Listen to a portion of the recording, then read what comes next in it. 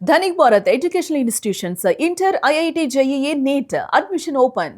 వైఎస్ఆర్ కడప జిల్లాలో కేంద్ర ప్రభుత్వానికి సంబంధించిన పథకాల మానిటరింగు అదేవిధంగా కోఆర్డినేషన్ కోసం ఏర్పాటు చేసినటువంటి డిడిఎంసి మీటింగ్లో ఇవాళ నేను నాతో పాటు మా జెడ్పీ చైర్పర్సన్ రామ్ గోవింద్ రెడ్డి గారు, ఎమ్మెల్యే అమర్నాథ్ రెడ్డి గారు, అదేవిధంగా మరో శాసనసభ్యులు సుధమ్మ గారు, అదేవిధంగా మండలాధ్యక్షులు, ఈ జిల్లా కలెక్టర్, జిల్లా అధికారులు అందరం కూడా ఈ సమావేశంలో పాల్గొనడం జరిగింది.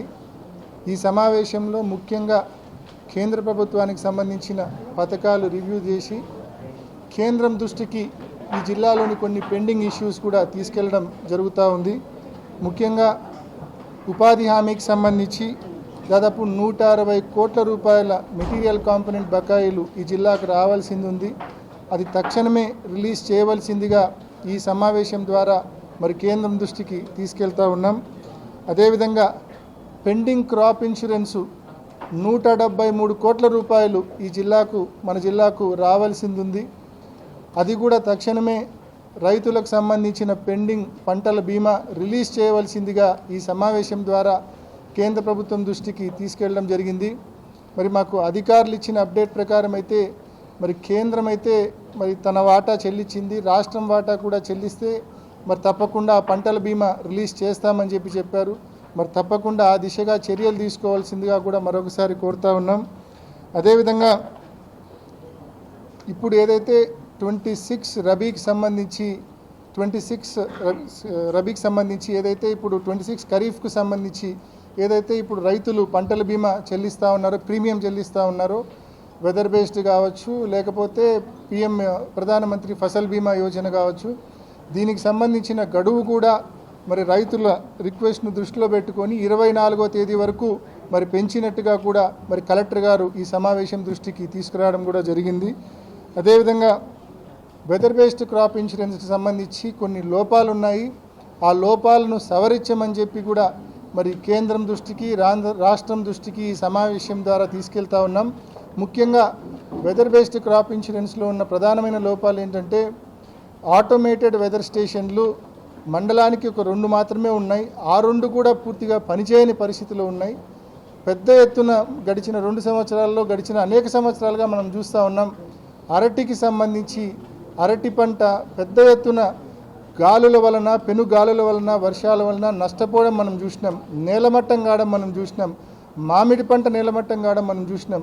కానీ పంట నష్టపోయినప్పటికీ రైతులకు ఏ ఒక్కరికి కూడా పంటల బీమా రాని పరిస్థితి మనం చూస్తూ ఉన్నాం.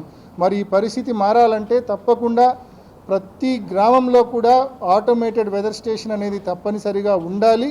ఉండడమే కాదు, అది పని చేయాలి అని చెప్పి ఈ సమావేశం ద్వారా మరి ప్రభుత్వాల దృష్టికి తీసుకెళ్ళాం.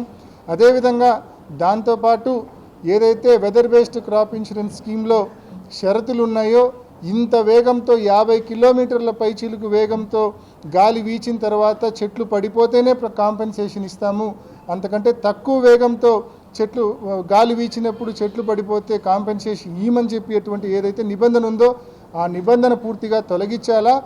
వేగం అనేది క్రైటీరియా కాదు, గాలి వలన చెట్లు పడిపోయినాయా లేదా అనేది మాత్రమే క్రైటీరియాగా తీసుకోవాలా.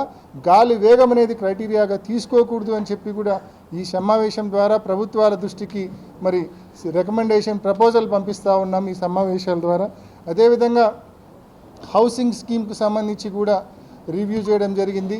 మీ అందరికీ తెలుసు, జిల్లాలో జగనన్న ప్రభుత్వంలో 2019 నుంచి 24లో ఈ జిల్లాలో దాదాపు 98,375 ఇళ్ళు మంజూరైనాయి. అంటే దాదాపు 1,00,000 ఇళ్ళు మంజూరైనాయి. దాదాపు 50,000 పైచీలకి ఇళ్ళు పూర్తిగా కంప్లీట్ అయినాయి. మరొక 50,000 ఇళ్ళు అనేక దశల్లో ఉన్నాయి. మరి ఆర్సీ లెవెలు, ఆర్ఎల్ లెవెలు వివిధ దశల్లో ఉన్నాయి. ఇది జగనన్న ప్రభుత్వంలో మనకు మంజూరైన 98,000 ఇళ్లకు సంబంధించి దాదాపు 1,00,000 ఇళ్లకు సంబంధించిన స్టేటస్. అదే ఈ గవర్నమెంట్ వచ్చి దాదాపు 26 మాసాలు అవుతా ఉంది. ఈ 26 మాసాల్లో ఈ జిల్లాకు వచ్చింది కేవలం 1900 ఇళ్ళు మాత్రమే. ఈ జిల్లాకు కొత్తగా వచ్చింది ఈ 26 మాసాల్లో వచ్చింది 1900 ఇళ్ళు మాత్రమే. ఖచ్చితంగా మరి గ్రామీణ ప్రాంతాల్లో కావచ్చు, అర్బన్లో కావచ్చు, చాలామంది ఇల్లు లేక, అర్హత ఉండి కూడా ఇల్లు రాక ఇబ్బంది పడుతూ ఉన్న వాళ్ళు ఉన్నారు. తప్పనిసరిగా వాళ్ళందరినీ కూడా దృష్టిలో పెట్టుకొని ఇల్లు మంజూరు చేయవలసిన అవసరం ఉంది. అదేవిధంగా జగనన్న ప్రభుత్వంలో ఏదైతే 99,000 ఇళ్ళు నిర్మాణం చేపట్టామో అందులో పూర్తయిన ఇళ్ళు ఉన్నాయి, కొన్ని 40,000 పైచీలకు పూర్తి కాని ఇళ్ళు ఏదైతే ఉన్నాయో వాటి డిఫరెంట్ లెవెల్స్లో ఆర్సీ ఆర్ఎల్ లెవెల్లో ఉన్నాయి.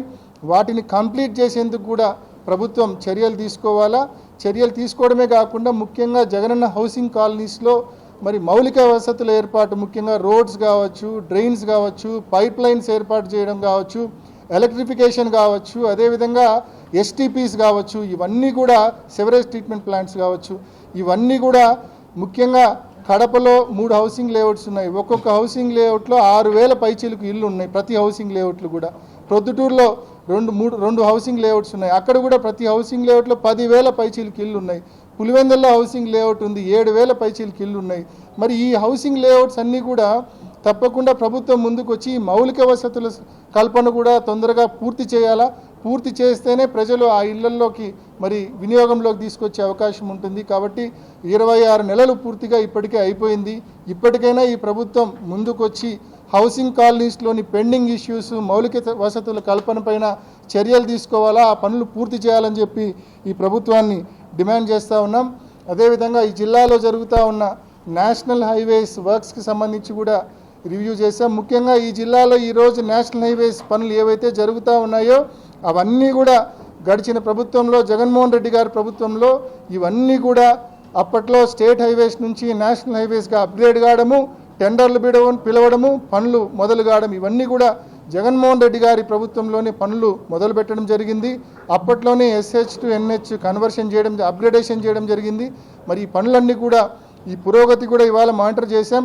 జిల్లాలో దాదాపు నేషనల్ హైవేస్కి సంబంధించి గ్రీన్ఫీల్డ్ రోడ్డు కాకుండా, ఈ జిల్లాలో only national highways greenfield road కాకుండా 440 కిలోమీటర్లు నేషనల్ హైవేస్కి సంబంధించిన పనులు జరుగుతూ ఉన్నాయి.